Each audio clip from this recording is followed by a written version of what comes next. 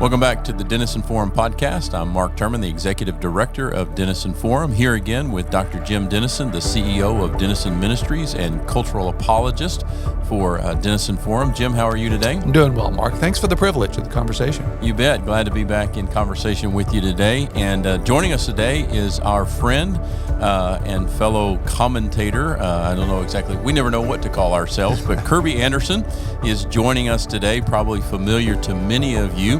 Kerby is the president of Probe Ministries and also known across the country as the host of Point of View, a live nationwide talk show, live radio talk show.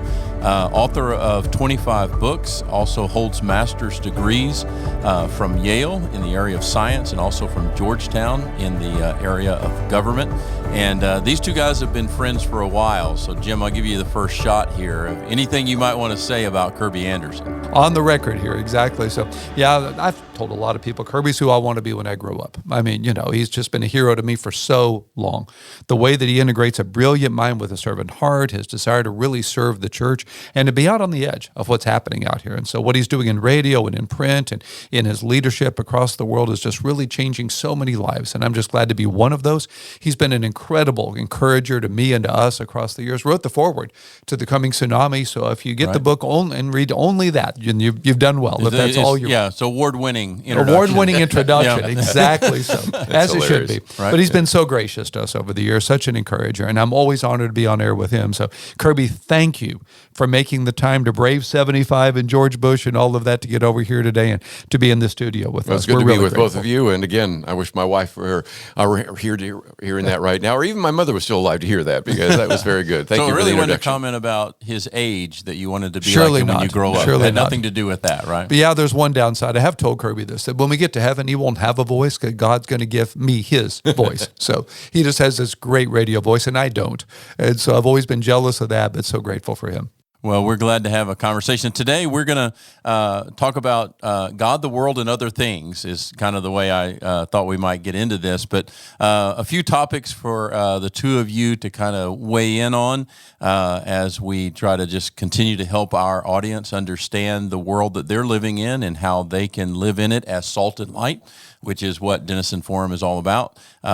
So we'll ramble through a couple of topics that we've explored as possibilities, but I wanted to start with how we see the world now, if we can even allow ourselves to say that we are in the post-COVID world. In some sense, there's no such thing as a post-COVID world. I was talking with a pastor friend of mine. We're just trying to understand where the pastors of local churches are and what their kind of state of mind is right now. We came up with, he shared with me 4 words that I'd like to get your reaction to. And we even struggled with what order to put these words in. But in talking to pastors and then seeing them also as a reflection of their congregation, these words seem to be indicative of people generally because of what we've all lived through the last 30 or so months. The word confusion, followed by the word frustration. Lots of things to go with there. Now we're starting to see a rising evidence of new forms and depths of isolation, which has seemingly left all of us as a generation of people sharing the planet right now at a place of exhaustion, mentally, physically, emotionally. And then let me just add in this, and then you guys jump in wherever you want to around this. I see it more prevalent among all of the healthcare professionals that I intersect with, whether that's simply going to the doctor myself. I know, Jim, you work with Baylor Healthcare System. I get to be on the advisory board of the local hospital for Baylor in my hometown of McKinney, north of Dallas. And you can feel it. You can see it. We finally got to have an in-person advisory board meeting recently. And there are a number of people from the hospital, including executive staff. But you just feel a level of exhaustion among those people, unlike anything that I've ever experienced before. And so it does come out sometimes just when you go to the doctor for regular things. What do you guys think? And do those words frame it pretty well? Would you add to it? Would you take it somewhere else? Well, I think you first would have to say that we keep talking about a new normal, but it isn't normal in a number of different ways. You've just illustrated that. If you look at emotional issues, we look at the suicide ideation, anxiety, depression, those are all very high.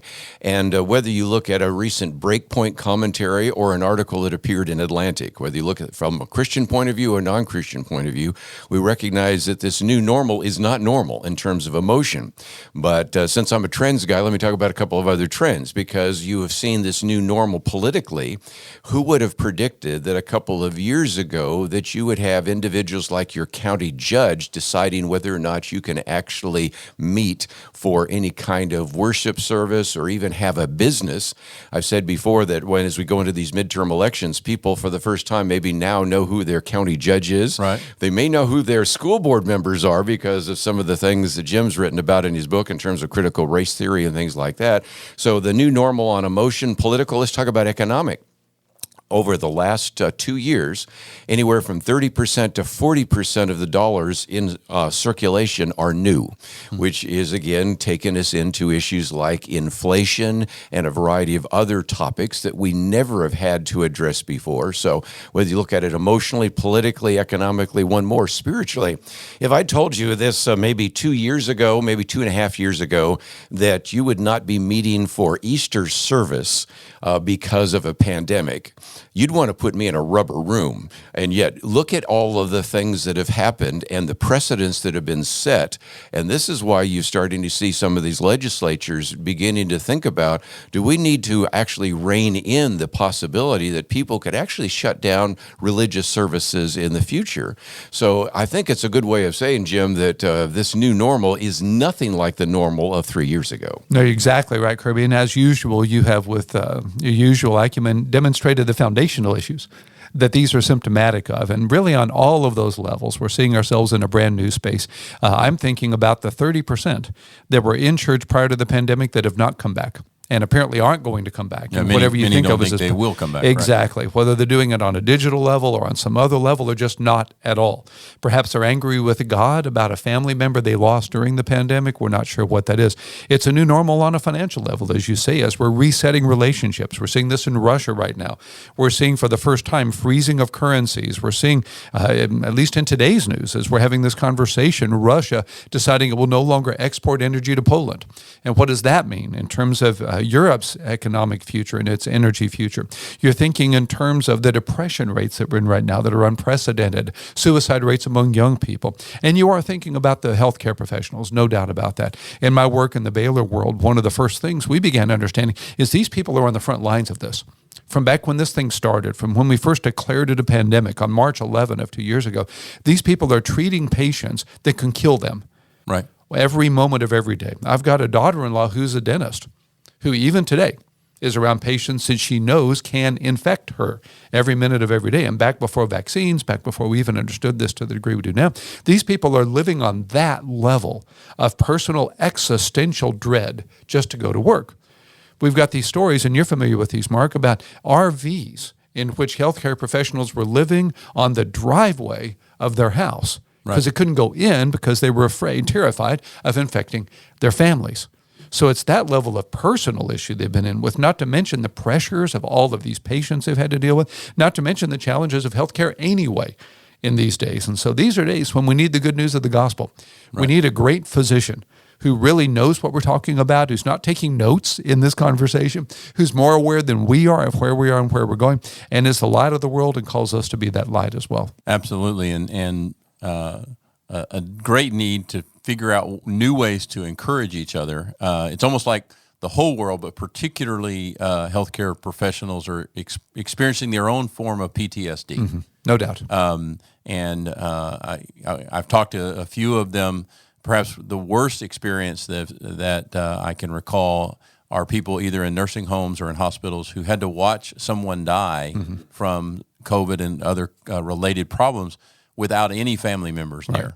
That they were doing everything they could using phones and FaceTime and computers and all that, but just the trauma for them and for the patient, for their family, that they were losing loved ones and they couldn't even be in the room with them. That's right. And that just being one example.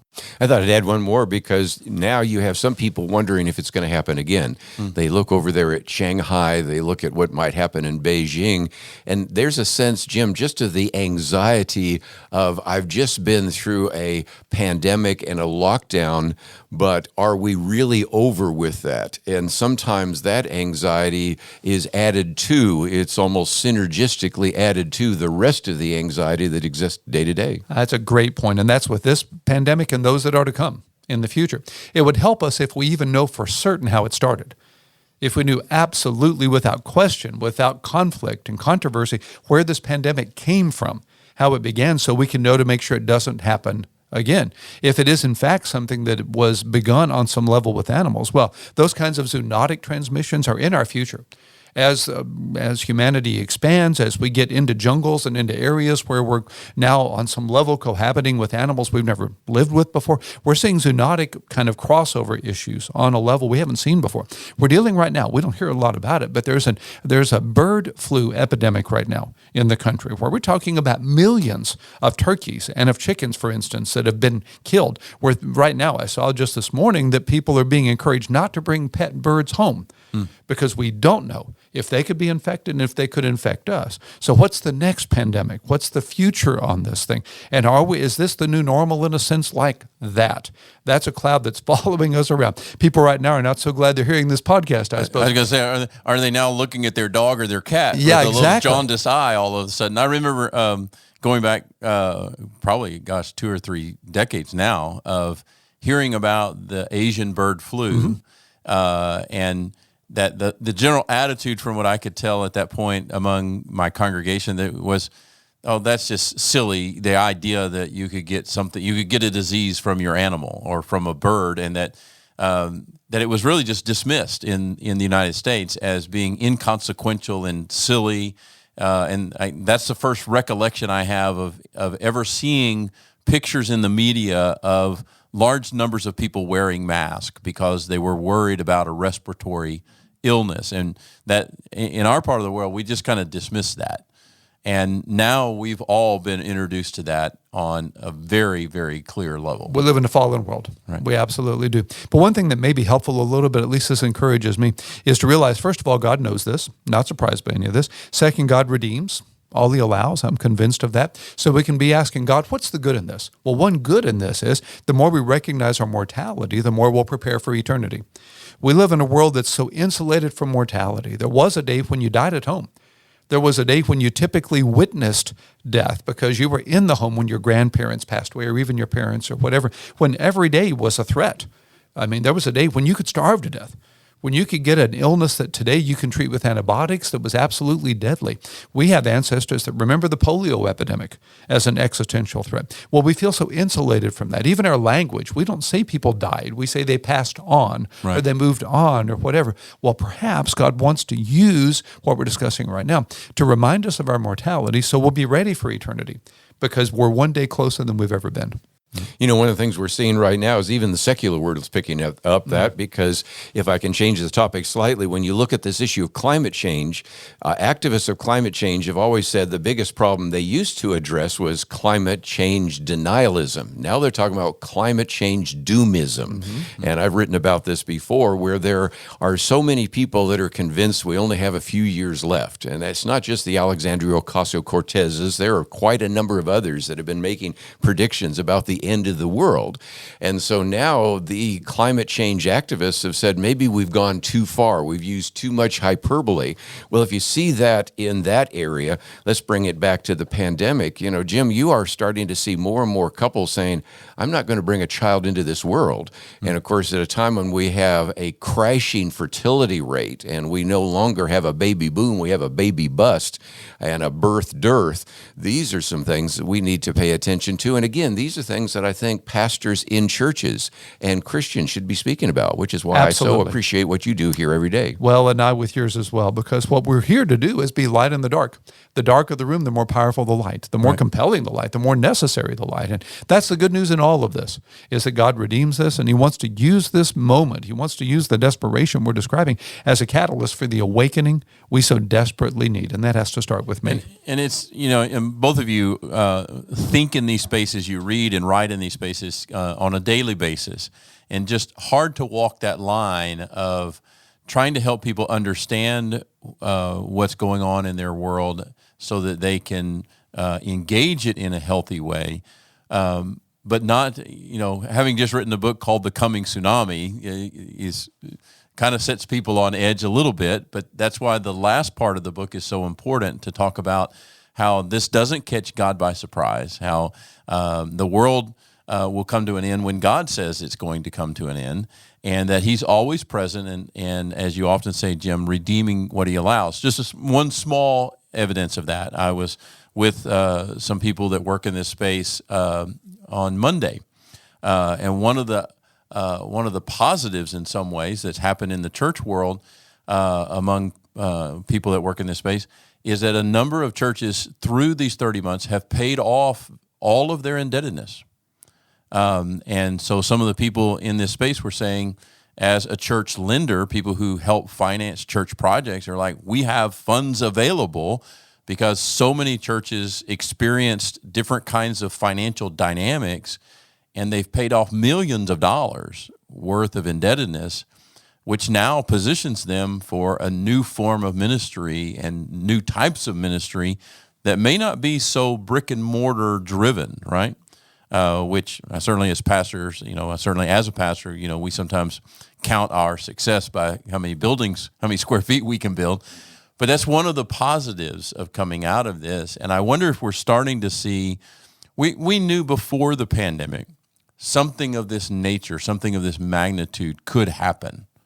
We saw it with a couple of instances of Ebola, even here in Dallas, a case of Ebola, and kind of set us on edge, but then that kind of got contained, and we felt like, okay, well, maybe we know how to handle this. And are you starting to sense or see evidences where the larger global community is saying, okay, now we do know some things, and it won't likely be the last threat of this nature, but we now know and are gaining almost daily more and more insight into where did it come from and how do we manage it? You think we're getting better in those categories? I hope so. One would hope so, certainly. And certainly it's some controversy inside all of this, but with the folk that I work with in Baylor Scott and White, one way that they would respond to your question would be to say the advent of mRNA vaccines is not only going to be relevant to COVID-19, but to coronaviruses going forward and to things like unto it. We're looking at applications in cancer, looking at applications in a variety of places where there are genetic components. All cancer is a genetic mutation. Would it be possible to engineer a vaccine that can respond to that in a way that we've not previously been able to, that's specific to that genomic sequence of that particular individual patient and that specific colon cancer, let's say? Well, that's perhaps in our future.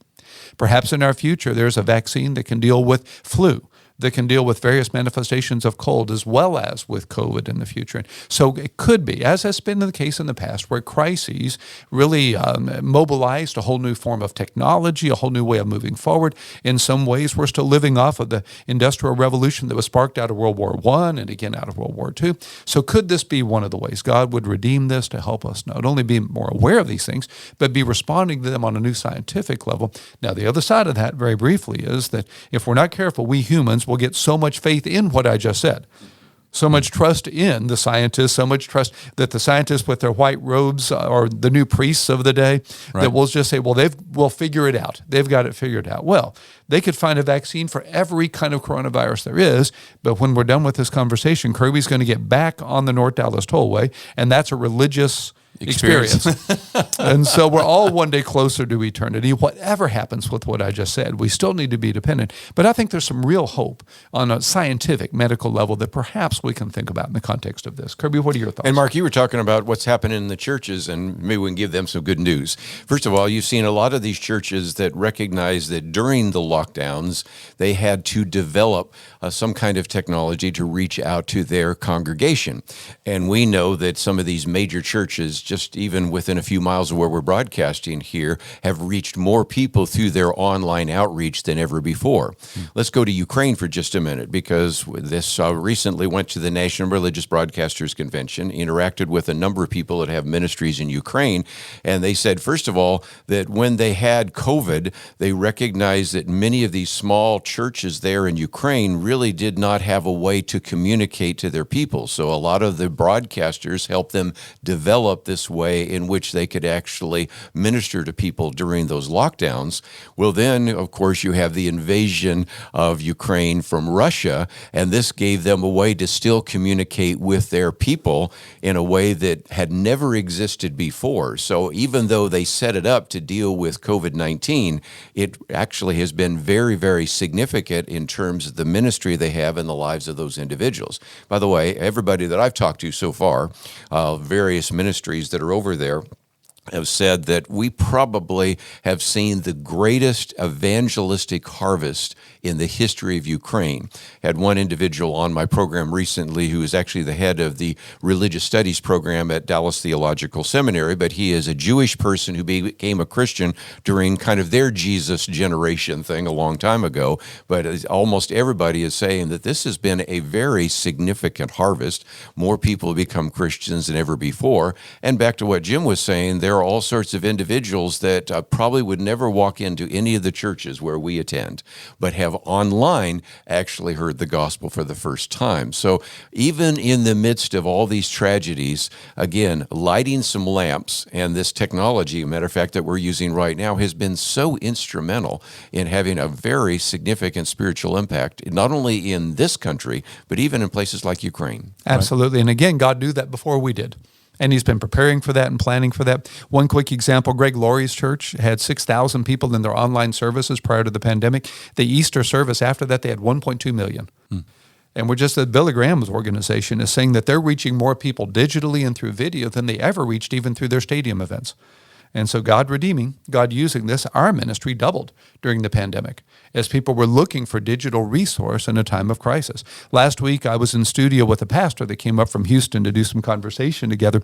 They specialize especially in families, reaching out to children and to families. Well, when this started, and all these parents find themselves homeschooling that have never done that before, no idea what to do, they had thousands of people in their community in Houston reach out to them, because they were already known to have resources for family. And they very quickly came together and created a whole host of things that were available for free on their website that you could download to help families as they deal with this. And they've seen a remarkable response in the Houston community as a result. So we're always looking for ways. God is using bad for good. It's Joseph saying to his brothers, what you meant for evil, God meant for good. Let's join him in that. Let's put that kind of lens on. Let's ask God, where are you at work here? What are you doing, and how can I join you?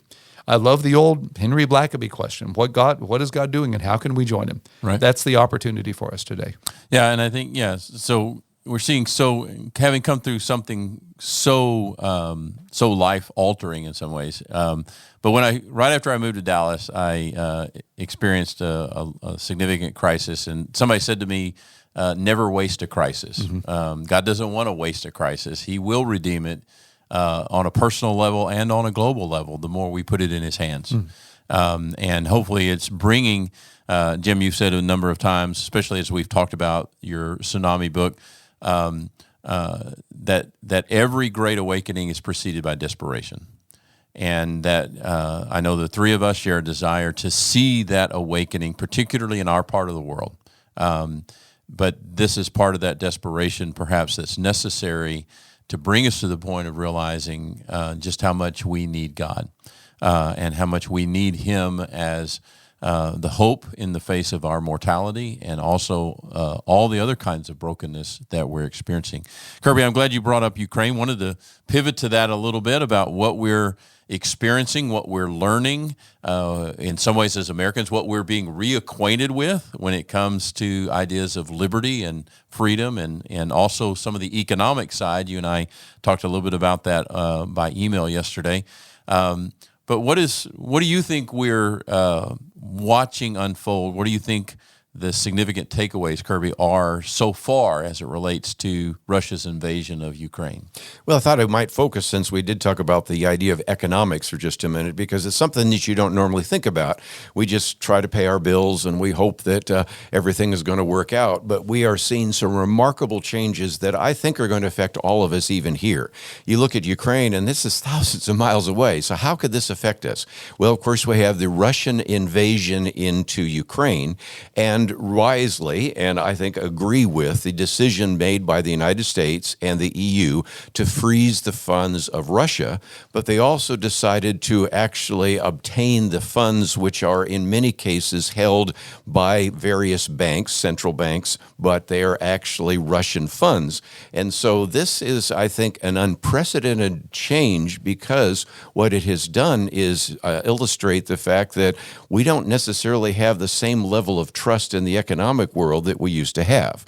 You know, again, we are living right now in Texas, and I can tell you, Jim, there were some times when they were trying to sort out some land deals in Texas where they didn't have any documentation. They just had a person shake hands because, you know, my bond is my trust, and I would trust you. And if anybody was ever disobedient or dishonest or in one way greedy, then they would probably be shunned by the whole society. Well, today, of course, we have all sorts of people that try to make sure that when you put money in the bank, that money will be there. It's supposed to be your money, but the bank owns it. And all of a sudden now, when you have central banks say, no, we're going to just take over all this money from Russia, this has been unprecedented, because we've always believed in what's called sovereign immunity, even with our enemies.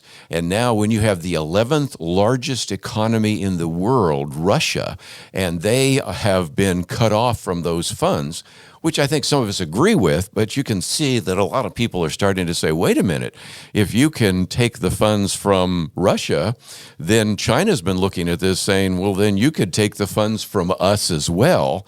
And so then all of a sudden you're recognizing that all sorts of countries are looking at this for the first time. And then if you add one more factor that affects us individually, let's just go to Canada. And again, Canada actually has been 10th largest economy in the world, one of the most dynamic democracies in the world. But when the truckers in Canada got on the opposite side of the Prime Minister, Justin Trudeau, they cut off all of their funds, and also the funds not only of the truckers, but the various supporters as well. And so you have individuals saying, wait a minute, you know, is it possible that my funds could be cut off because I fall on the wrong side of political correctness? All the things that I've been mentioning, of course, in Jim's book. That's a possibility.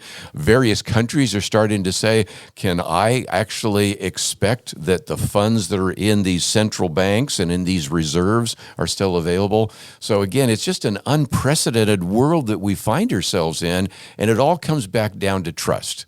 You know, whether you look at this fact that we live in this post-truth world and you can't trust what people say, and that's a problem. Just think about this. Yesterday, my son-in-law, he's a trial attorney, and he has to pick a jury, and he has to hope that he can find jurors that he can trust will render a good decision, when he knows full well that a lot of those jurors probably don't believe in absolute truth. They don't believe in right or wrong. We have lost trust in politics. We've lost trust in economics. Of course, you can speak as a pastor to the loss of trust in religious institutions. Right. And it sounds very much like some of the chapters in your book, Jim. Well, thank you, but you're right. At the end of the day, this really, as simplistic as it may sound, it's foundational that once we decide that truth is your truth and my truth, where does that end? Where does that story go? Does that mean your funds are my funds? Does that mean that at the end of the day, my sense of my own personal gender identity is mine and you have no say about that? Google has come forward with, in Google Docs now, a new technology that you didn't get to opt into. It's now default, that will suggest more what they would consider to be, we would say woke words, but they would say more inclusive language. So I may write on this in a browse article. So you're writing a document, and if I said mankind, a thing will pop up and say, would you prefer to say humankind? If I'm saying policeman, a thing will pop up and say, should you say police officer?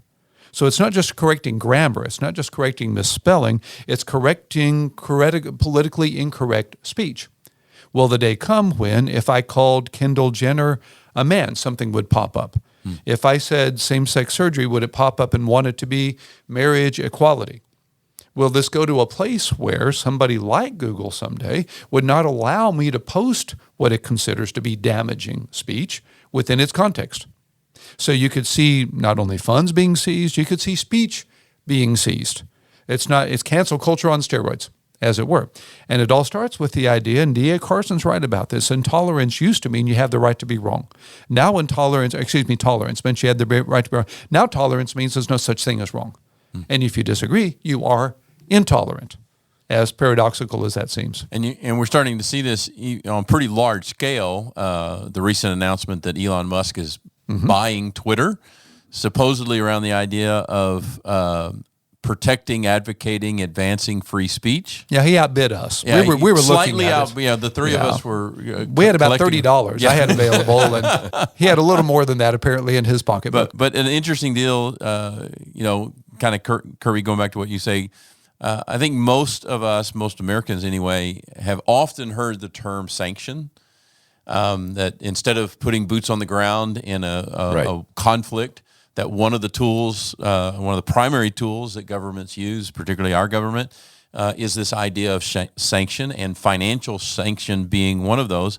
But we've generally kind of just shrugged our shoulders most of the time and said, yeah, that's what they do when they don't want to send bullets and bombs and soldiers. This is what they politically do to try to make it sound like they're doing something. But we're now seeing, and your insight is really helpful in that, in this particular case, more than perhaps many other cases, it really is having a dramatic impact. And Jim, it kind of comes back to this idea that I've heard you talk about in recent weeks about, can you really share a planet? Can you pick juries when you don't have at least a bottom line fundamental understanding of truth? Well, and again, one of the things I thought I might illustrate is you have a whole chapter in your book on the Equality Act. Well, they have the Equality Act in the UK, and it's been used to actually cancel. We haven't talked about the word cancel yet. That's another aspect of sanctions. Cancel some of these radical feminists. And there was a very good article the other day that was written by this individual that just gave example after example after example, Jim, of radical feminists, because if you hold to feminist ideology, by definition, you become transphobic, right? You've seen that play it out. And of course, it illustrates a point I've made. You can never be woke enough. You can never be liberal enough, because as soon as you stray off of the latest politically correct ideology, you get canceled. And who thought that we'd be saying positive things about, for example, Elon Musk or Joe Rogan or Jonathan Haidt or Jordan Peterson, even Bill Maher. I mean, really, because these are individuals that when they speak truth, all of a sudden they're on the other side. And so you have this whole cottage industry that is built up in the UK where these are very prominent individuals, radical feminists, including one radical feminist that was supposed to speak at Harvard, not even on gender issues at all, but just because she was speaking on British romanticism, they found that she supported one of these organizations that have spoken out against the idea that a man can become a woman. And so they're all, in a sense, canceling themselves. So again, back to your point, Mark, it's hard enough for us as Christians to say, how can we live with these people that actually completely disagree with us on so many issues? But we are to love our enemies, and we can be very gracious, and we can reach out to them.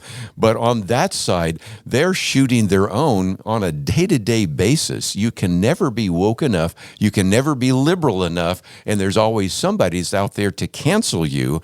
And if they can cancel you emotionally and get you fired, of course, they can also use the power of the state to then use sanctions against you. do.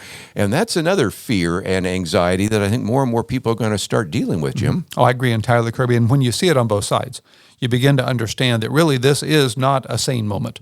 I'm reading right now Michael Horton's marvelous book in which he's saying the fear of God is the cure for the fear of man. And he's basically, the title of the book is Recovering Our Sanity. He's making the point that when we fear anything but God, at the end of the day, we're moving into a kind of a life that on some level is no longer sane.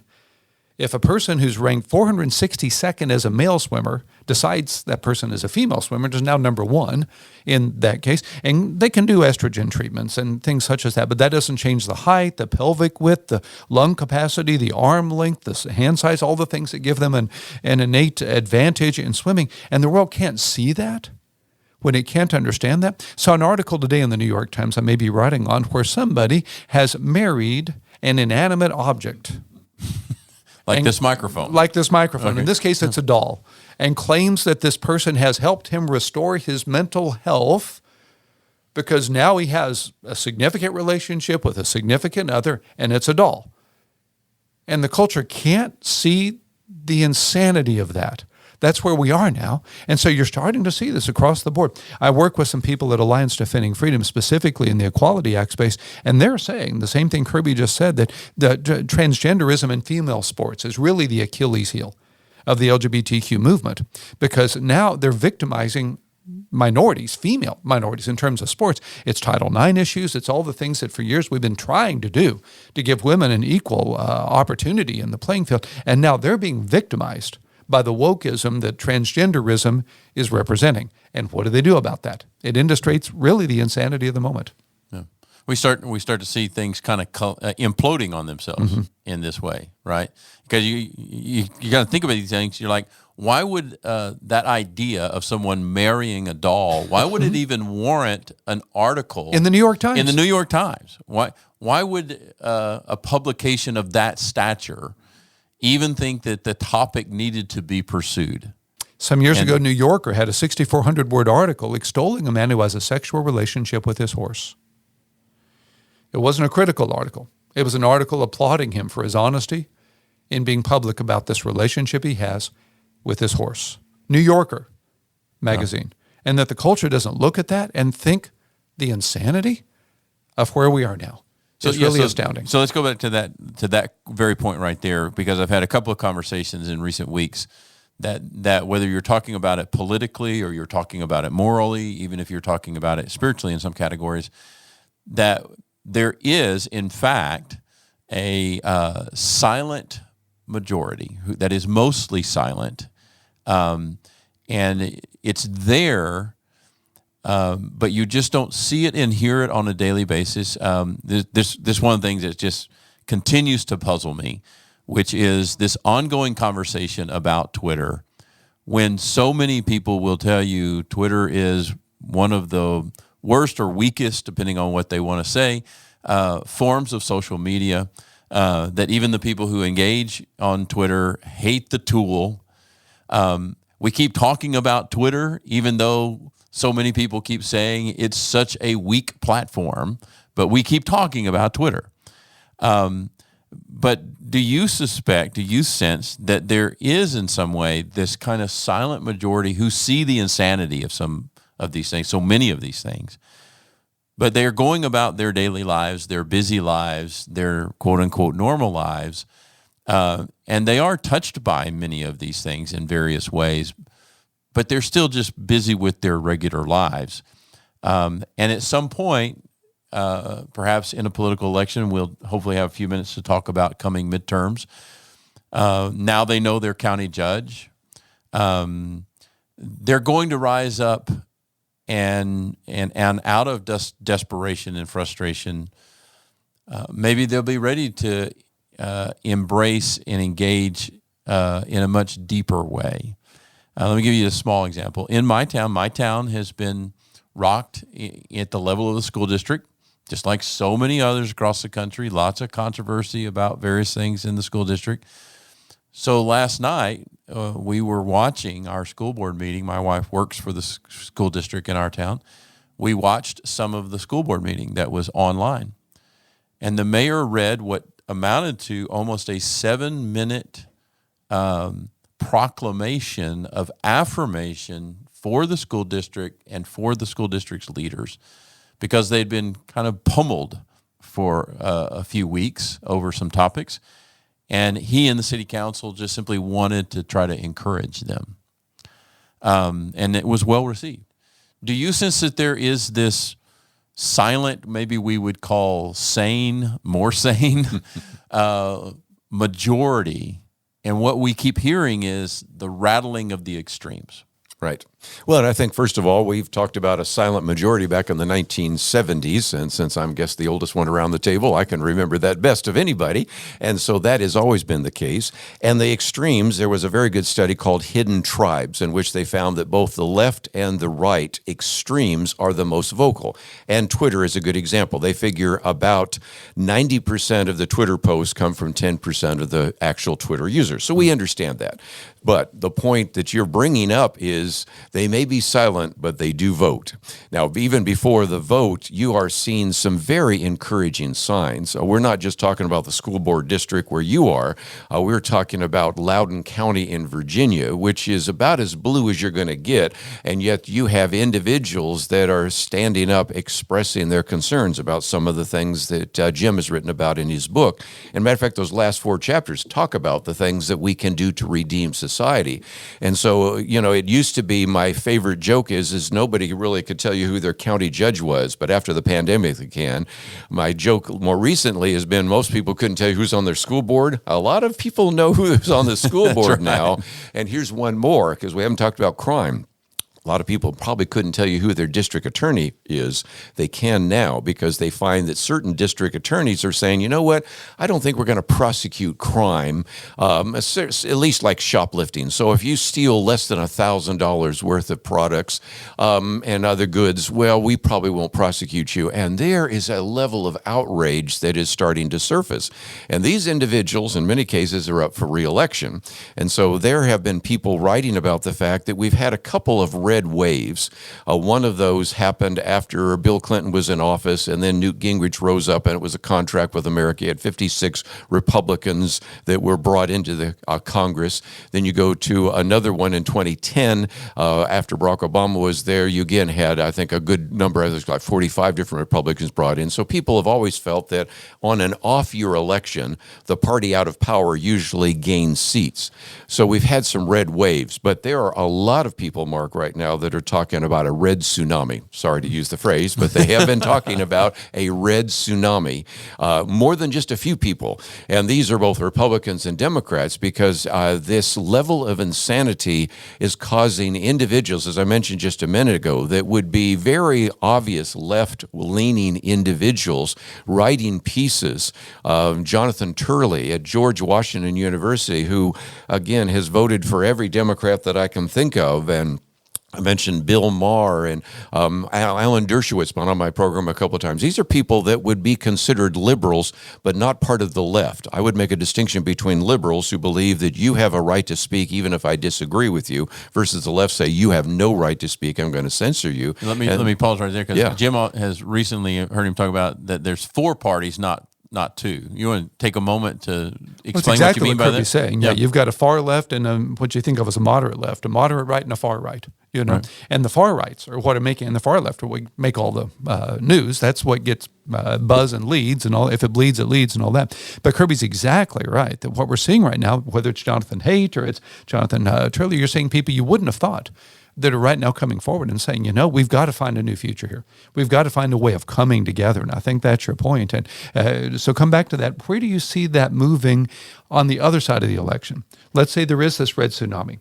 Typically, the next presidential election 2 years after that is sometimes not aligned with that midterm election. Do you have any kind of a sense of where we're heading on that level? Well, and again, that's a question that I think everybody on different parts of the party are going to have to figure out. Who is the heir apparent? Does anybody really think that Joe Biden is going to run again. And does anybody think Kamala Harris is the heir apparent, or Pete Buttigieg? On the other side, are you going to run Donald Trump again, or are you going to hear from a variety of governors and other individuals? So, I mean, that is, I think, going to be a big issue.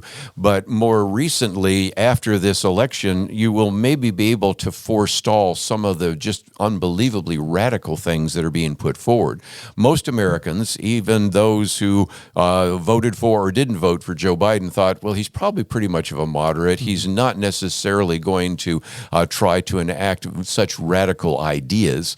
And there was every bit of evidence that he had actually made his peace with Bernie Sanders and Elizabeth Warren and others. And that's exactly what we found. And I think you have a level of buyer's remorse that we have not seen in some time. This is the lowest approval rating you've seen for a president in the modern world. You really have to go way back to find anybody even close. Even Jimmy Carter saying, well, I feel a little bit vindicated here because of that. And part of it is because most people know that this is an individual that mentally isn't quite there and up to the task. They also recognize that some really bizarre things have unfolded. And even for a person like myself, born in Berkeley, California, growing up around a lot of very radical politics, I could not have predicted that we wouldn't be able to even describe what a man and a woman was. And I would never have guessed that, can you explain what a woman is? And a Supreme Court justice couldn't give a rational answer to that, which is showing us, I think, how far the culture has gone. And back to Jim's basic argument, when it's so dark, it is real easy to light a lamp, because even people who wouldn't agree with this culturally, politically, and spiritually are saying some of the kinds of things we've been saying for years. They are. And that's the good news about the so-called silent majority, is that I think they're realizing they don't need to stay silent. In fact, they can't stay silent. Right. If you don't vote, you don't have a voice. And at the end of the day, it's voting, it's engaging. I've been saying for years, God's calling more Christians into public service and are answering the call. Well, now we're seeing Christians coming to school boards. We're seeing Christians voting for county commissioner and running for office. I have a good friend of mine who is in the House of Representatives right now because he felt God called him there to make a difference, to do something about this. I would say anybody listening to our conversation ought to be asking, God, are you calling me into public service? And if not, why not? And it's really more the burden of proof on the other side at a time like this. It's the William Wilberforce moment. It's that opportunity for people that follow Jesus to make a difference where you are. And understand it's not too late for you and me to stand up and make the kind of difference we need to make for the sake of the democracy that we love and that we so appreciate. It was George Washington and John Adams who made it very clear that democracy depends on morality. And according to George Washington, morality depends on religion. And so if we don't have that, Plato's going to be right when he said democracy will fail because citizens will discover they can cast their ballots based on personal preference rather than the collective good, and democracy will be imperiled. That's going to turn out to be true unless we choose for it not to be true by engaging personally and redemptively in this day. Yeah, and I think building on that we're moving into even more depth of conversation about what the definition of morality and religion are, right? Kerby, we're at just a few more minutes before we need to wrap up, but wanted to ask the question. Jim and I have been talking quite a bit just in personal conversation. I know you can edit, Mark. Let me stop you. That turned red. Does that mean we're out of time? I don't think so. Because one time before, when it turned red, remember we had to go back and redo some things? I'm looking. It's still recording. It still has space on the disc. Good deal. Sorry. Yeah. Sorry. No, we'll get Blake to take that out. Yeah. We've talked a lot in recent days about the distinction between being cultural warriors and being cultural missionaries. Mm-hmm. One of the goals that we have at the Denison Forum is to bring a biblical perspective and just in simple terms, to bring down the rhetoric of anger and to live out as believers, whether it's in midterm elections or other conversations, school board, or trying to understand something like Ukraine, or how you need to engage in conversations at your local church, if it's around something as simple as a mask.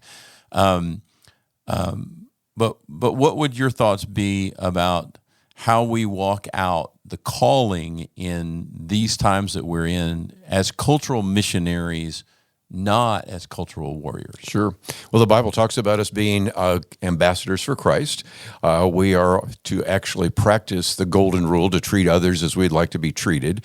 And the problem is that sometimes we hear the word tolerance, but that's been so redefined. I like to use a different word, civility. And that is, it does seem to me that we should be gracious. We speak the truth in love. I think anybody listening to this podcast has not heard anybody pounding the tables here.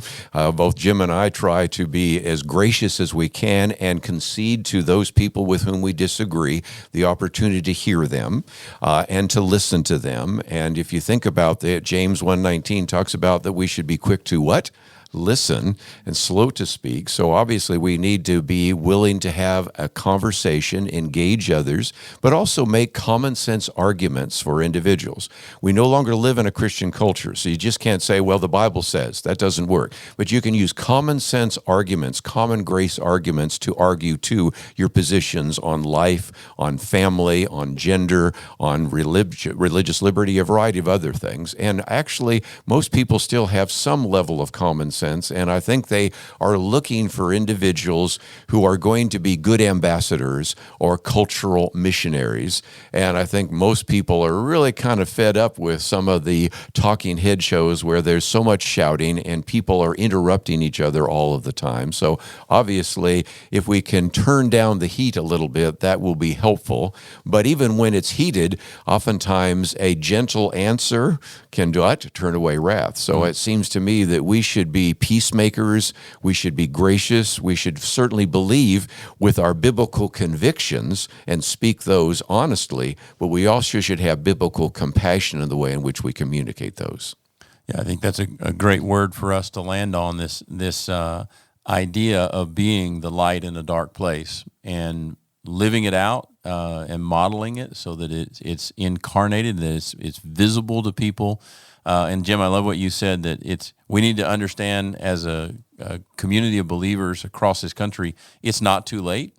And there's opportunities for us to engage and be involved, whether that's locally or on larger scales. And to be involved starting in our own neighborhood, our own congregation is a great place to start as a cultural missionary, and then ask God to lead us into places, in all those places of influence that he might want us to be in. Thank you for being a part of this, Kerby. Thank you for coming over and spending some time with us today. I think it'd be very helpful to our audience. And Jim, thank you for your time as well. You bet. Let me ask Kerby if I could before we close. And again, I'm just so grateful. And this conversation is exactly who Kerby is, exactly what he does. And so if you would, Kerby, just tell the folks that are listening, what are some of the best ways they can access your resources in your ministry? How can they be more involved in what you're doing? Well, again, I'm the president of Probe Ministries, and Probe has all sorts of articles, kind of a Christian think tank, and we actually have a 3-minute radio program, but also write and speak on those issues. And then, of course, as the host of Point of View, we have all these booklets that you've seen, as well as all sorts of material there. So probe.org is one place, and then the radio program, pointofview.net, is where those articles are and where you can hear the program. And because you've been in recently, it turns out that we have picked up 20 new stations in the last 6 months. Oh, terrific. So all due to you. Well, all of it. Exactly. Kerby was recently in Alaska, being on air there in a local studio where he's engaged as he's building up this network. He'll go anywhere. He's amazing. I'm just grateful, and just grateful to be his friend. Yeah. Well, thank y'all both for being a part of this conversation. And if it's been helpful to you as a listener, please share this with others and rate us on your favorite podcast platform. That will help others to find the show. And thank you again for being a part of today's conversation.